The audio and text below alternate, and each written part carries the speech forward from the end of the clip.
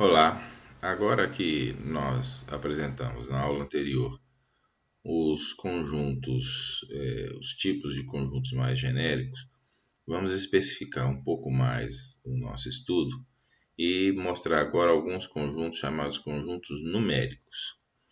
Então, nós vamos estar especificamente trabalhando com conjuntos cujos elementos são números.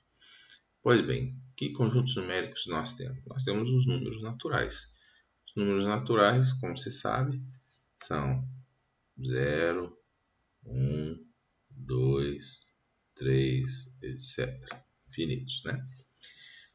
É interessante que esses números naturais, eles podem ser generalizados para um conjunto que contenha também os números negativos, que, como nós vimos, não comparecem aqui. Então, nós podemos aumentar esse conjunto colocando também o conjunto dos números inteiros. Então, os números inteiros acrescentam a esses números que estão aqui o menos 1, o menos 2, o menos 3, infinitos, negativos também.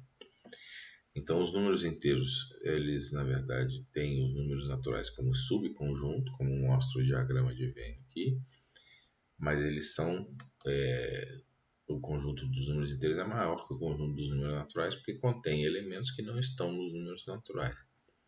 Nós chamamos essa situação, dizemos então que os números naturais, que eu vou representar aqui por um n, ele é um subconjunto do z, que a gente chama de números inteiros, mas ele é um subconjunto próprio, ou seja, ele é menor do que z. Ok, mas nós poderíamos aumentar esse nosso conjunto numérico e para incluir também aqueles números fracionários, 1/2, 3/5, que não estão no nosso conjunto Z. Então, para incluir coisas como 2/3, 7/2, etc., que também é infinito, aliás, mais infinito do que o conjunto dos inteiros, eu então tenho que acrescentar um conjunto a mais, que é o chamado conjunto dos números racionais. Então, os racionais, todo número inteiro é um número racional, porque ele pode ser escrito na forma, por exemplo, menos 1, ele pode ser escrito na forma 1 sobre menos 1 sobre 1, tá? Então ele é um número racional. Mas existem números racionais que não são inteiros e, portanto, muito menos naturais.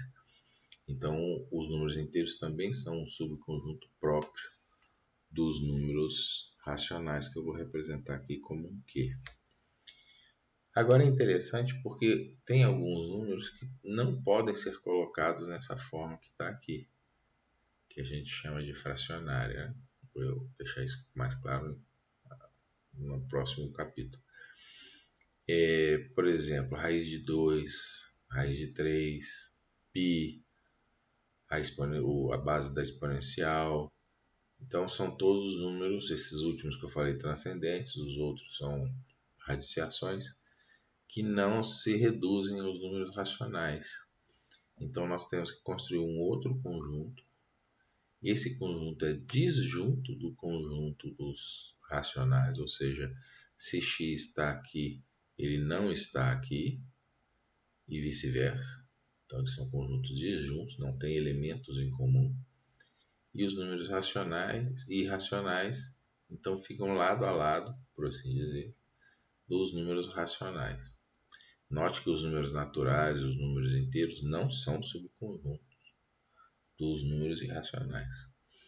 E em cima de todos esses conjuntos que nós apresentamos aqui, nós podemos construir um outro conjunto, chamado conjunto dos números reais, que tem como subconjuntos próprios o conjunto dos racionais e o conjunto dos números irracionais. Então, na verdade, existe uma razão para isso, que eu vou mencionar aqui, de se ter vários conjuntos seguindo essa escadinha, né?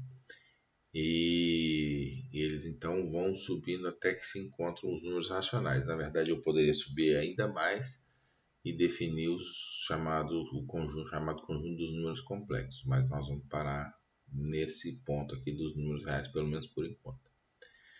Então vamos ver algumas razões para que a gente construa esses conjuntos. Por que será que eu estou construindo isso? Eles têm algumas propriedades interessantes com relação às operações. Então é interessante olhar como os conjuntos são construídos em função das operações entre os elementos, entre os seus elementos. Então, por exemplo, os naturais. O conjunto dos naturais é fechado para soma e multiplicação. O que quer dizer ser fechado? Significa o seguinte, que se tem um elemento A que pertence aos naturais e tem um elemento B que também pertence aos naturais, então a soma de A com B pertence aos naturais. O produto de A com B também pertence aos naturais. Isso significa ser fechado, ou seja, quando você faz a operação, você não sai do conjunto, ou seja, ele é fechado. Só que se eu fizer a subtração, aí eu tenho uma situação um pouco mais complicada, se eles são naturais. Porque se o A for maior que B, então A menos B pertence ainda aos naturais, que vai ser um número positivo. Mas se o A for menor que o B, ele já não vai pertencer, o resultado já não vai mais pertencer. Então os naturais não são fechados com relação à soma e multiplicação, com relação à subtração. O que eu faço então? Eu crio um conjunto maior, numérico, que são os inteiros, o conjunto dos inteiros, que agora é fechado para soma, multiplicação e subtração.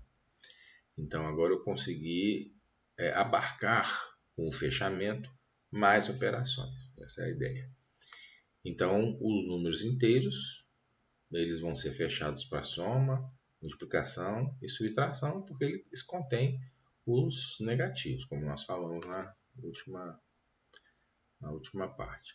Então, eu aqui passo a ter um único problema, que é o seguinte, tá certo, mas e o número 1 sobre 3?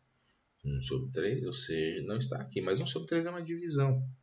Significa que os inteiros não são fechados para a divisão. Vai ter divisão que vai dar inteiro, 4 meios, 2, então vai dar inteiro, mas não vai dar, mas algumas não vão, como essa aqui, não vão dar. Então o que eu faço? Eu aumento o meu conjunto numérico para que ele inclua a divisão também. E aí eu construo o conjunto dos racionais, que agora vai ser fechado para a soma, multiplicação e a divisão. Isso é interessante, e com isso eu consigo praticamente todas as operações. Mas tem uma operação que nós vamos estudar mais adiante, que é muito importante, que é a radiciação. Por exemplo, não só essa, tá? E eu sei que o número raiz de 2 não pode ser escrito na forma A sobre B, ou seja, como uma divisão. Isso é razoavelmente fácil de ser demonstrado. Então, existe uma operação chamada radiciação que me gera números que não estão nos racionais. E eu, em princípio, precisaria aumentar então os racionais para incluir esses números. Esses números aqui, uma parte deles obtidos por radiciação, constitui o que nós chamamos de irracionais. Mas não são só esses números, tá? Os irracionais são constituídos de outros números que não apenas números obtidos por radiciação. Mas aí, quando é o caso, para incluir a radiciação, nós criamos o conjunto dos reais, com uma característica. A radiciação nos reais só vai valer se o número que tiver aqui embaixo for positivo. Se o número for negativo, este resultado vai cair fora dos reais. Vai cair em qual? Nos complexos. Aí eu construo os complexos. Então, o que na verdade estou fazendo é criando uma hierarquia de conjuntos que vão me levando à possibilidade de cada vez mais obter um fechamento do conjunto para as diversas operações possíveis na matemática. Essa é a ideia fundamental da construção dos conjuntos numéricos quando olhados do ponto de vista das operações matemáticas. Então é isso que eu gostaria de dizer, agradeço a atenção e espero vocês na próxima aula.